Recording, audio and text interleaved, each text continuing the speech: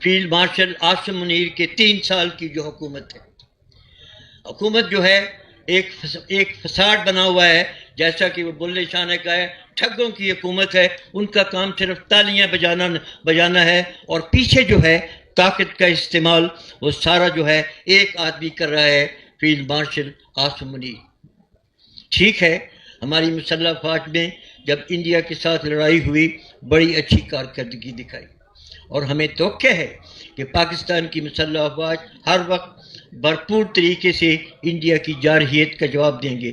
مگر افسوس کی بات یہ ہے کہ میری سمجھ میں ساری کارروائی جو تھی وہ ایئر فورس نے کی، آرمی کا رول بالکل میں سمجھتا ہوں اگر زیرو نہیں تو صرف انہوں نے وہ میسائل فائر کیے، اور ہمارے جو ہے جنرل عاصم منیر کو انہوں نے فیلڈ مارشل بنا دیا، اور سارا کریڈٹ جو ہے وہ ان کو دیا، اور اس کو وہ استعمال کر کے اس نے اپنے آپ کو اتنا مضبوط کر لیا ہے اس وقت کہ اس وقت سوائے عاصم منیر کے اور کسی کی حکومت نہیں، جو وہ چاہتا ہے وہ کرتا ہے۔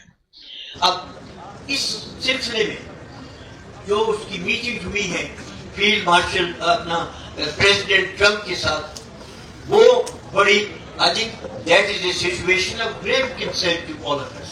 میں آپ سب سے پوچھتا ہوں کہ آپ کو بتایا ہے اس نے کہ وہاں پر کیا کمٹمنٹ کی ہے؟ ابھی تک اس نے واضح نہیں کیا کہ پریزیڈنٹ ٹرمپ کو کیا کمٹمنٹ کر کے آئے ہیں field marshal Asim Munir. British جو فورن پریس ہے ان میں سے چیزیں جو نکل رہی ہیں، اگر وہ چیزیں ٹھیک ہیں تو وہ کسی صورت پاکستان کے عوام کو قبول نہیں۔ پہلا کام جو ہے وہ ابراہیم ایکارڈ ہے۔ اب سوال یہ پیدا ہوتا ہے کہ ابراہیم ایکارڈ کے مطابق کیا ہم تیار ہیں اسرائیل کی ریکگنیشن پہ؟ قائد اعظم نے کیا فرمان دیا تھا؟ It is an illegitimate country. We will never recognize it. And who is Field Marshal Asim Munir on his own to give a promise to President Trump کہ وہ ابراہیم ایکارڈ کے اوپر عمل کرے گا اور اسرائیل کو جو ہے وہ تسلیم کرے گا۔ دوسرا جو ہے جو سنا ہے ہم نے وہ یہ ہے کہ وہ امریکنز نے کہا ہے you will wean away from China۔ China اس وقت پاکستان کی سب سے بڑی ضرورت ہے۔ اور آخر میں یہ کہوں گا کہ ہماری مسلح افواج نے جس قسم کا ایک DGISPR لگایا ہوا ہے وہ شرم کی بات ہے۔ وہ ہر جگہ یونیورسٹیز میں جا کے بڑے لوگوں کو جو ہے وہ لیکچر دے رہا ہے، اور اس کا جو ریئیکشن ہے وہ جو قوم سیٹ یونیورسٹی میں سارے اسٹوڈنٹس اور سارے اساتذہ کھڑے ہو گئے in protest against his remarks. تو اس قسم کا جو ہے جو ترجمان رکھا ہے، اور سب سے اہم ضرورت ہے وہ یہ ہے کہ ہماری جو فوجی قیادت ہے ان کو اپنی پالیسیز کے اوپر ریویو کرنا پڑے گا۔ چائنا کے بغیر پاکستان کا ایگزسٹنس ممکن نہیں۔ ہم کیسے چائنا سے وین اوے کریں؟ یہ کیسے ان کو جہاں کر پرومس کر کے آیا ہے کہ ہم چائنا سے وین اوے ہو کے we will become an ally of America. یہ ایسی جو ہیں کمٹمنٹس ہیں جو کہ پاکستان کے عوام کو قبول نہیں۔ اور سب سے بڑی چیز جو ہے کہ ہم بات کر رہے ہیں اس وقت ملک کے اندرونی حالات کی۔ میرا جو ہے ایکسپیرینس، جو میری اس وقت 96 سال عمر ہے، میرا جو ایکسپیرینس ہے ان سب کے پیچھے ایک بیرونی طاقت ہے، وہ سب جانتے ہیں، وہ امریکہ ہے۔ اس وقت ملک کے جو حالات ہیں، ملک نہ اب سے بلکہ ملک ایوب خان کے زمانے سے 58 سے اس وقت جو پالیسی پاکستان ایڈاپٹ کر رہا ہے، فالو کر رہا ہے، وہ سب امریکن انسٹرکشن کے اوپر۔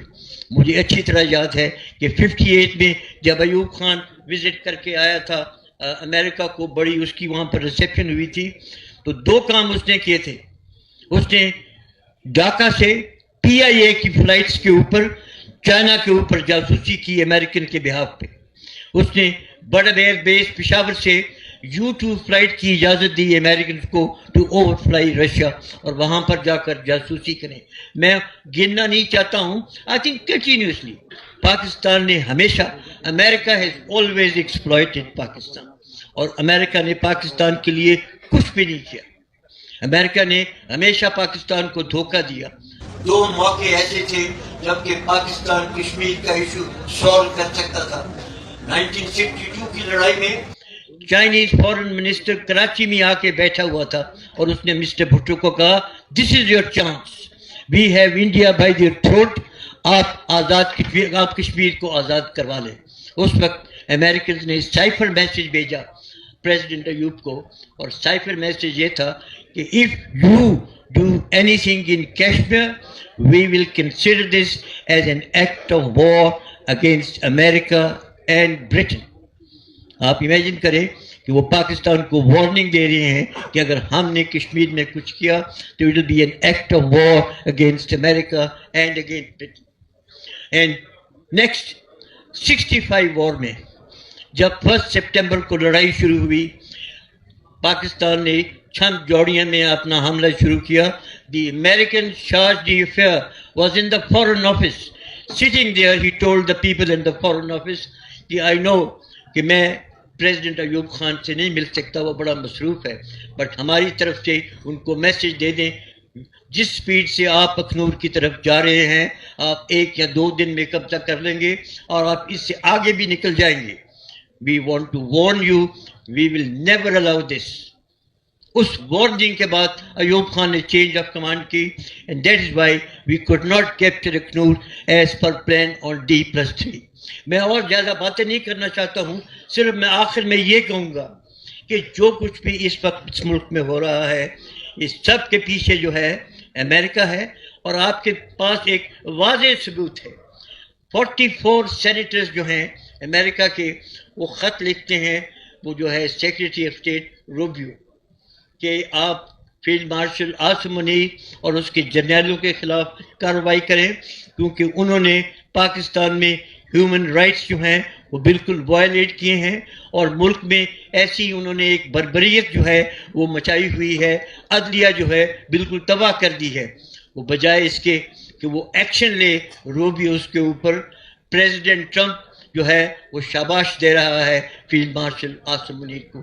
تو میں آخر میں صرف یہی کہوں گا کہ اگر ہم نے اس ملک کے حالات بدلنے ہیں تو سب سے پہلے جو ہم نے کرنا ہے وہ ہمیں امریکن ہیجمنی یعنی کہ امریکن مسلط اور ہم امریکن کے تابع جو ہیں ہم ابھی اس کو ختم کرنا ہوگا. جس دن ہم یہ کرنے میں کامیاب ہو گئے مجھے کوئی شک نہیں ہے, مجھے کوئی فکر نہیں ہے, پاکستان کے حالات جو ہیں وہ خود بخود ٹھیک ہو جائیں گے.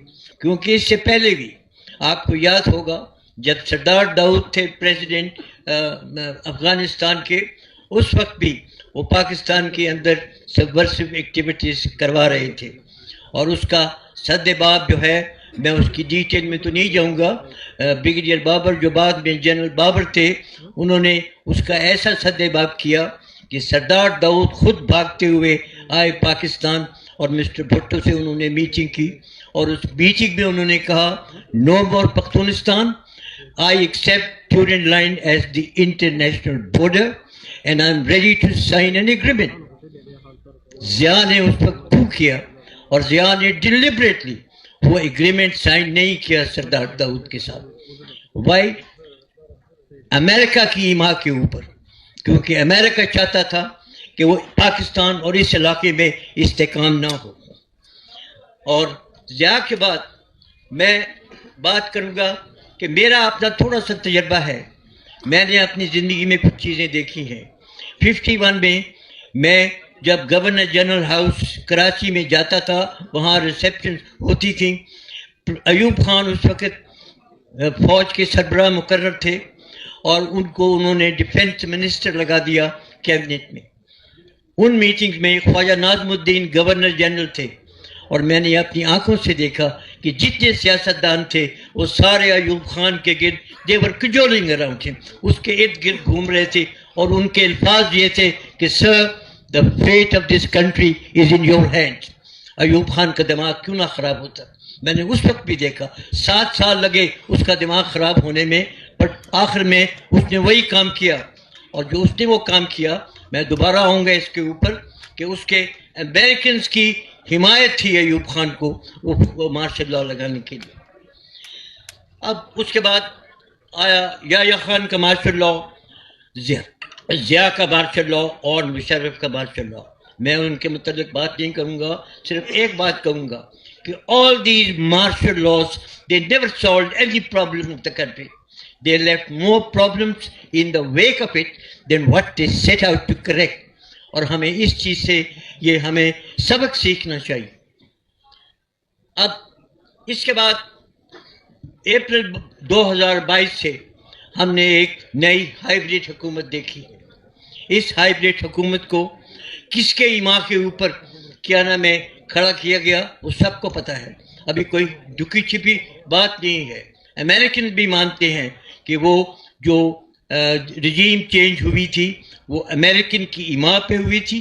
جو امریکن تھا وہ ڈپٹی سیکریٹری لو یا کیا نام تھا اس کا, اس نے پاکستان کے ایمبیسڈر کو کہا تھا کہ اگر آپ نے یہ اپنا نو کانفیڈنس موومنٹ نہیں پیش کی عمران خان کے خلاف تو پھر پاکستان کو اس کے کانسیکوینسز جو ہیں وہ بھگتنے پڑیں گے. مصیبت صرف یہ ہے کہ جو بھی کارروائی ہوتی ہے وہ ہمارے ملک کے اندر سے ہوتی ہے. کارروائی کرنے والے امریکن نہیں تھے, فارنر نہیں تھے.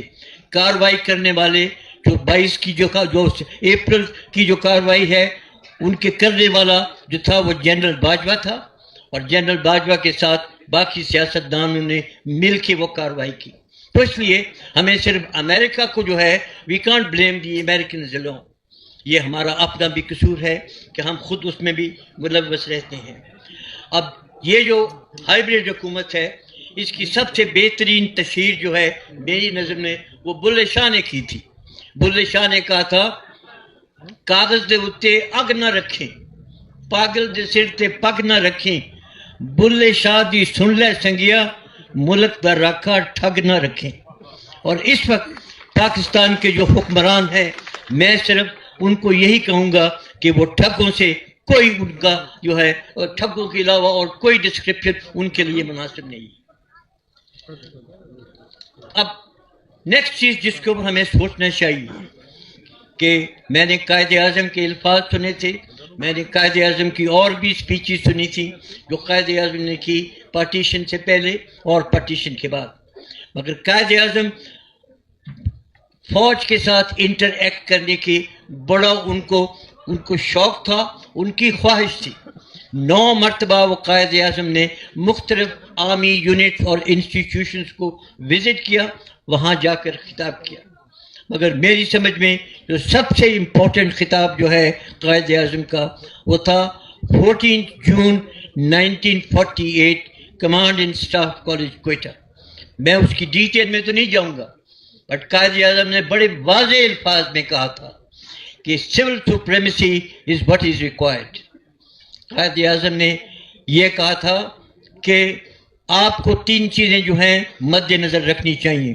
کانسٹیٹیوشن کو پڑھیں, اپنی اوتھ جو ہے جو آپ نے لی اس کے اوپر عمل کریں, اور ایکسیپٹ سول سپریمیسی. اس کے علاوہ قائد اعظم نے جو انسٹرکشن دی تھیں وہ یہ کہا تھا کہ you are the servants of the people of Pakistan.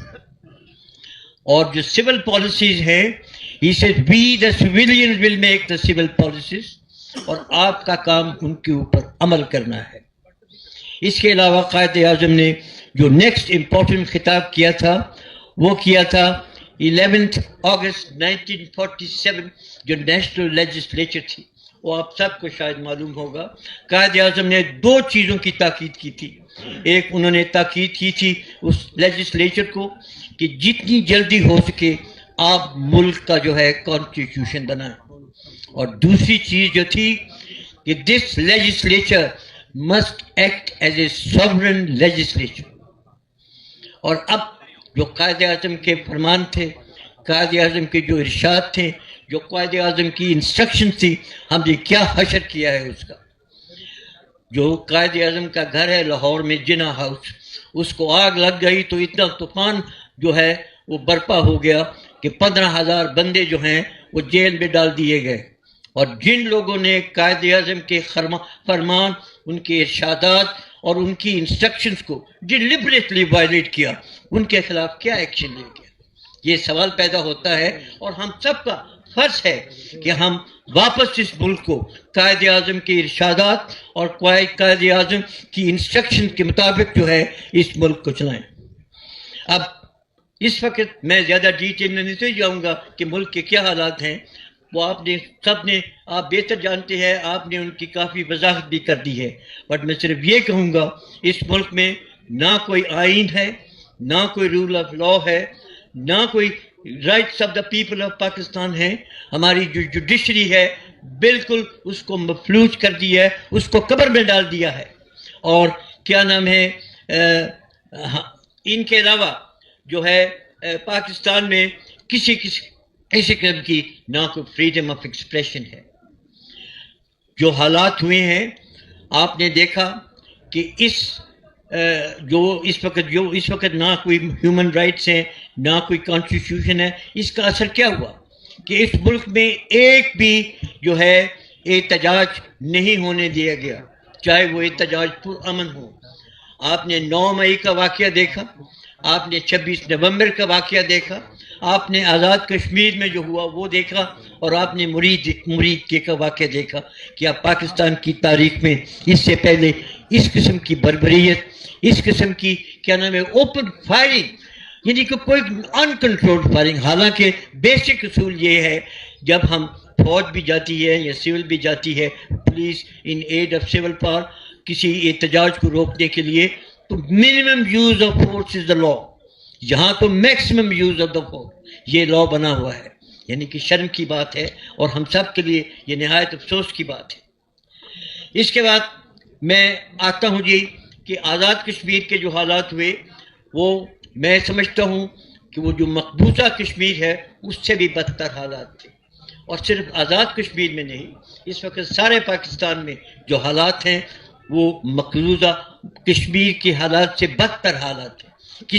یعنی کہ کس چیز کو ہم بات کریں جو اس وقت جو ہے پاکستان کا جو ایک عام آدمی ہے وہ بات کر سکتے ہیں۔